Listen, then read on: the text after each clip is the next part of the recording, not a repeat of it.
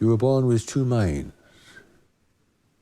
The deeper mind that God has given you, the mind you had before you came into the world, and the mind you will have once you leave the world. And you have a worldly mind, shaped and conditioned by your experience of the world and by your response to all those experiences, and all the influences that have shaped your thinking, attitudes, and beliefs since the day you were born. The deeper mind within you is with you today. It is still connected to God.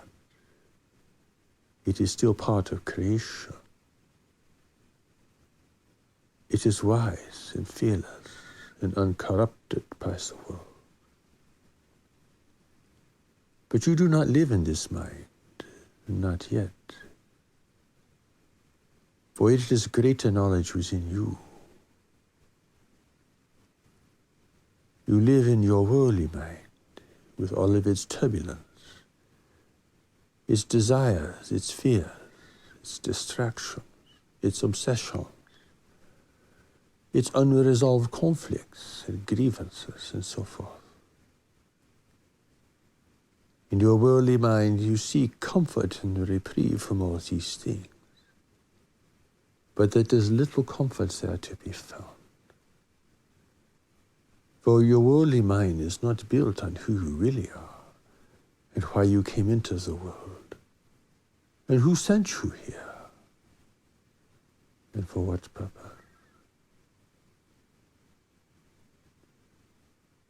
It is building the bridge between these two minds that is of greatest importance now. For you cannot understand your real nature, your purpose, your destiny, living in your worldly mind. You can only have beliefs and assumptions regarding this. They are certainly weak and inadequate, and so often completely false, that you cannot rely upon them for anything. You seek relief from the tribulations of the world and the conflicts of your life. But real resolution lives deeper within you, beyond the surface of the mind, beyond the reach of the intellect, beyond belief, beyond conjecture. It is this bridge you must build. And that is why God has provided the steps to knowledge.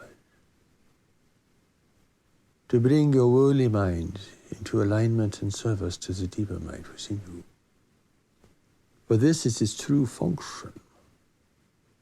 And here the mind can become a beautiful thing, a magnificent instrument of communication, a magnificent instrument to solve problems of a practical nature. Without this deeper knowledge to guide you, and the power of creation to guide you, well, your worldly mind becomes a prison, a fortress, a place from which you cannot escape, a thing that haunts you and binds you and encloses you. It takes you away from the reality within yourself and within the world. If you can sit quietly and begin to observe yourself, you will see how dominated you are by this worldly mind and how chaotic it really is. Though you establish patterns of thinking and behavior, though you have the routines that you follow, you are profoundly unaware of who you are, where you are going, and why you are here. For these questions can only be answered at a deeper level, at the level of knowledge. But knowledge will not merely provide answers. It will take you to the life you are meant to live. which you are not really living now, not yet. People exhaust the intellect trying to understand greater things, trying to piece together a sense of reality on a larger scale, trying to understand their own inclinations and conflicts and contradictions.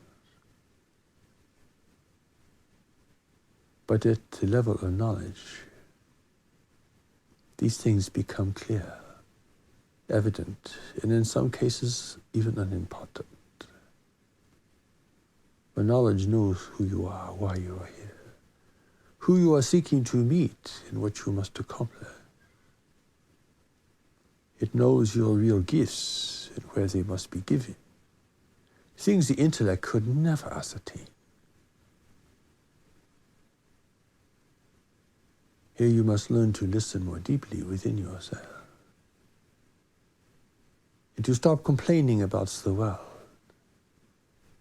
so that you can begin to see and to listen, and to learn how to be still, so that you can feel the nature of your deeper experience, which emanates from the level of knowledge. Without this bridge, you cannot respond to knowledge adequately. It is speaking to you every day, but you will not hear it, for your mind is dominated by other things, by overactivity, by distractions and problems, by desires and fantasies. Knowledge is with you, but you are somewhere else.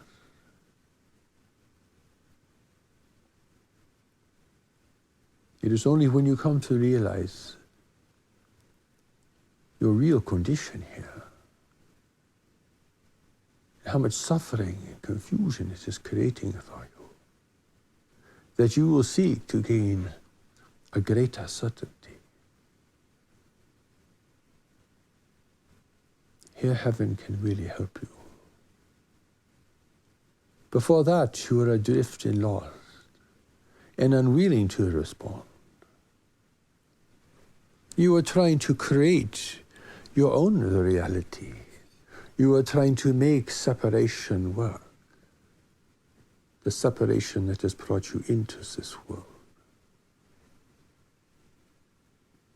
With your plans, your schemes, your goals,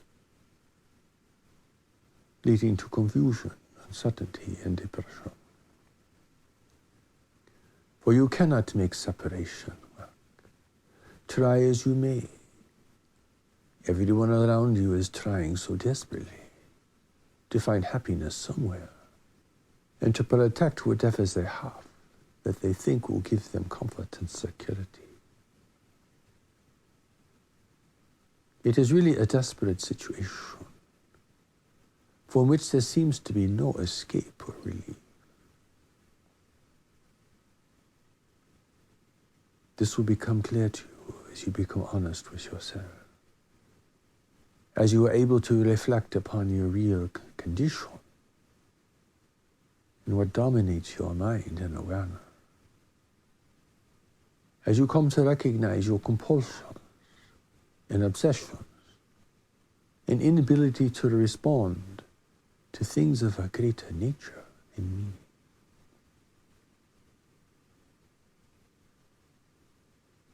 This creates a crisis internally because your soul requires that you respond to knowledge and that you learn to follow knowledge and allow knowledge to prepare your life and reshape your life for a greater experience in the world. This is the revolution internally, the most important revolution there can be anywhere, at any level of existence.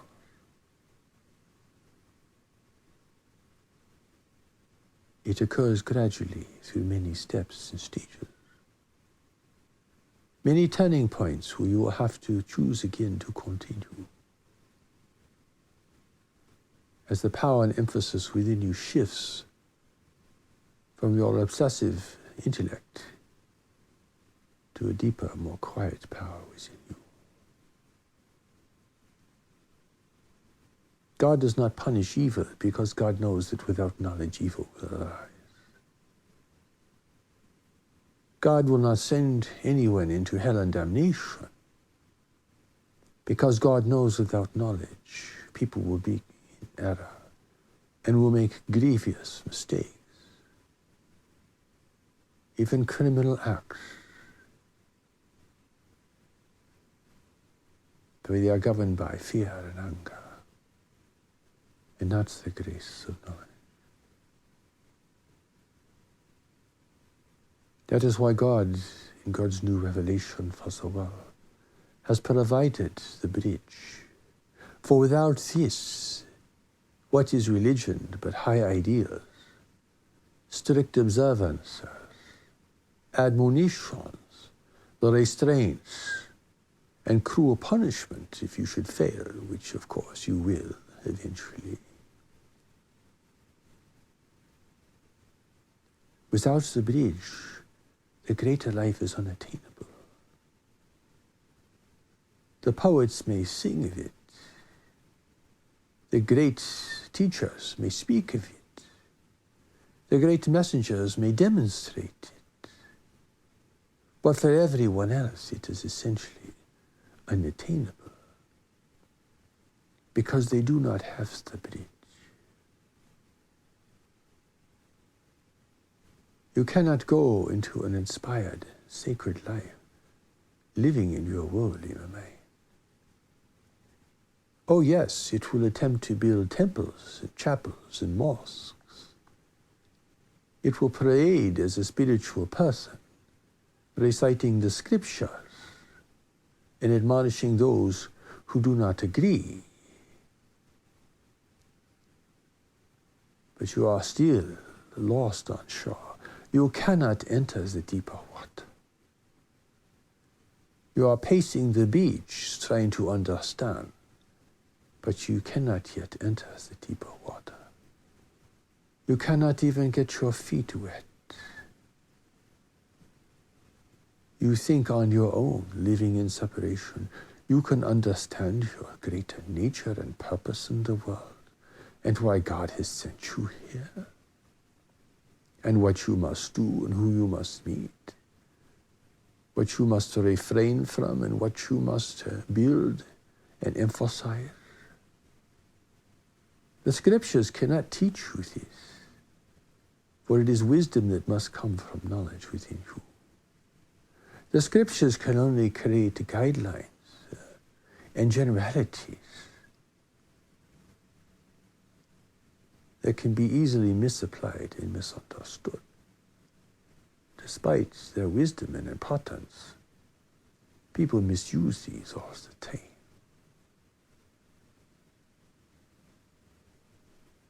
When you realize your life is a drift, you are living upon assumptions that have little basis in reality, and that your mind is governed by fear, the fear of loss, the fear of not having,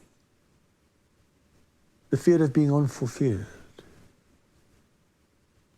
the fear of poverty, the fear of rejection, the fear of illness and calamity, the fear of death.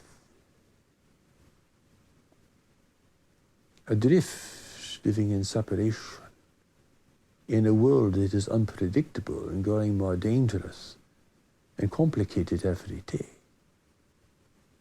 This will be your core experience, no matter what frivolity you try to establish above and beyond it, or how many distractions you keep for yourself. Even the attempt to work endlessly becomes a kind of avoidance and obsession, because you cannot face or will not face your core experience. That is why it is times of great disappointment, loss, or bereavement that people really come to a deeper place of reckoning within themselves. For it is in these experiences that the allurements of the world have no value. You are not even tempted. They are meaningless and pointless. They are charades. There is nothing of substance there. It is in these times that most people finally come to ask the real questions. And if they ask these questions with great sincerity and determination, heaven will respond.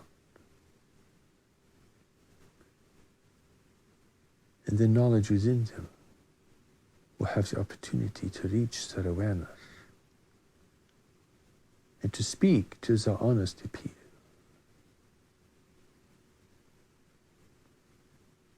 This is the beginning, but there still must be the bridge, because you have to move from your former life and state of mind into a new kind of life and state of mind. That does not happen overnight. That does not happen with a flash of a revelation alone. That does not happen even in a moment of great self-honesty and sobriety. It is not based upon an insight. It is not based upon one moment of prescience or self-awareness. It is a journey you must take. It is the bridge, the long bridge. You must walk this bridge because there is so much for you to unlearn and to correct within yourself. And there is such that must be learned to see the world in a new way, with clear eyes, with open ears, and with real comprehension. This is the reformation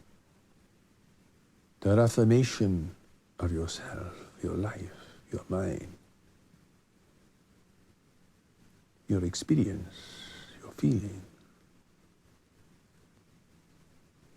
People clasp on to a spiritual idea or become attached to a spiritual teaching or teacher.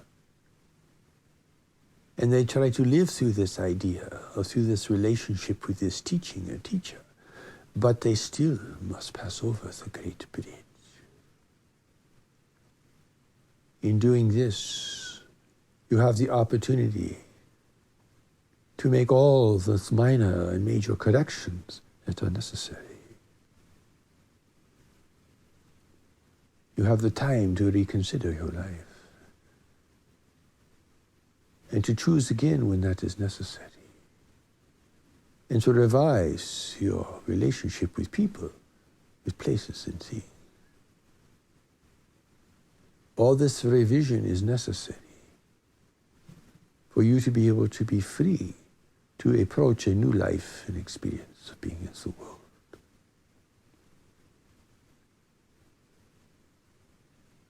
It is taking this journey where you build strength, compassion for yourself and others, and real self-determination that is not obsessive,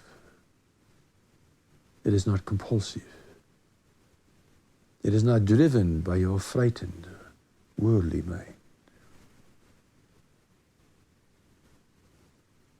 This is why God has provided the bridge, the steps to knowledge, which has been studied before time even began in this world, throughout the universe, offered in many different forms, but all with the purpose of giving individuals the opportunity to escape the isolation, the confusion, and the misery of separation.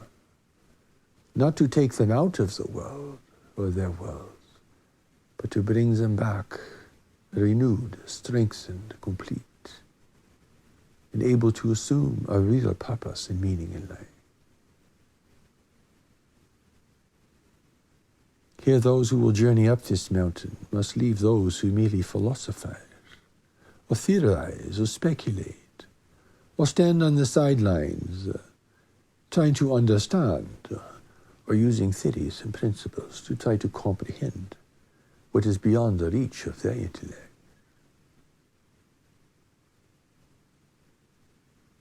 Here the critics and the observers and the theorists stand at the bottom of the mountain, looking up, trying to comprehend. While those who are really called will begin to make the journey, setting out. And in setting out, you find that the journey is more complex and greater than you anticipated. You cannot take everything with you. You cannot carry all these relationships with you. You cannot carry all these beliefs, feelings, or regrets with you. You cannot be obsessing about your past because you are heading now into the future. A future that will be unlike the past. You cannot carry the burden of obsession or even obligation if you are to be free to set out on this journey. Certain people will go with you, certain people cannot. Circumstances may need to change, even dramatically over time. It all becomes apparent as you begin to climb this mountain, to pass over this great bridge. It is you who change things.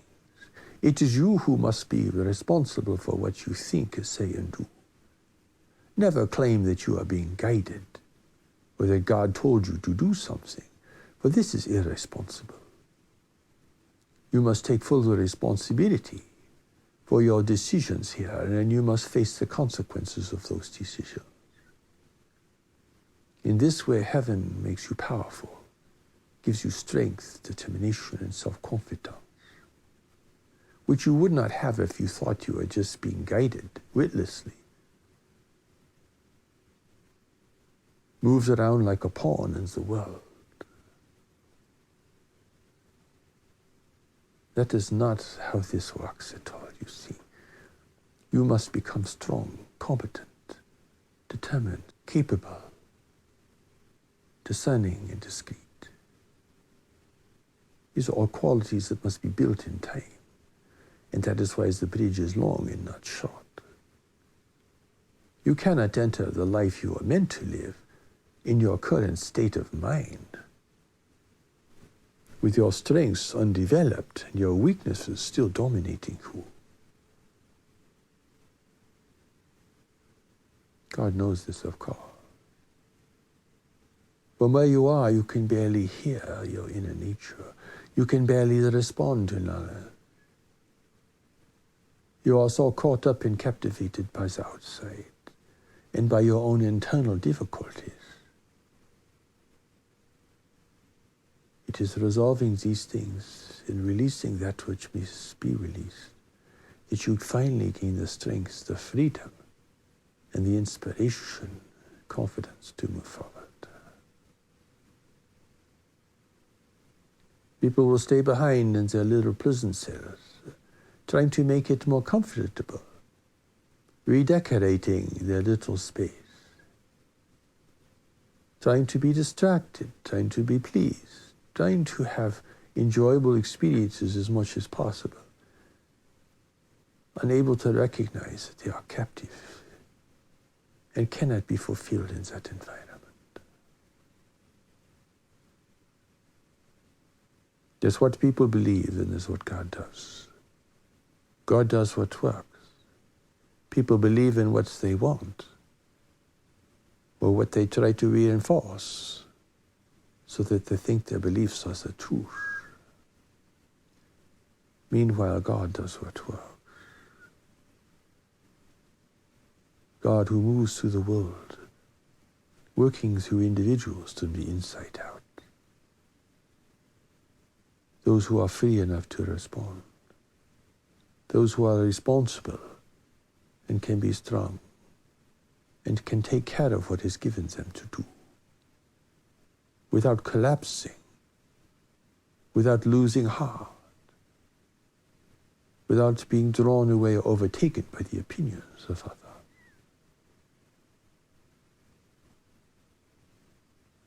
For God to work from the inside out with you, you must pass over this bridge. It is waiting for you. It has been waiting for you for a very long time. Waiting for you to finally become honest enough with yourself and present to yourself sufficiently that you can realize that you need the power of redemption, that you are not living the life you were meant to live, that you are adrift, and that none of your plans and schemes and thought out beliefs will give you freedom from sin. It is here that you open yourself to the power of knowledge within yourself, and that you appeal to heaven to help you. And in this, heaven will respond. And you will begin a journey, the most important journey of your life, the greatest endeavor, the only thing that can fulfill you here in a world of confusion and destruction and tragedy.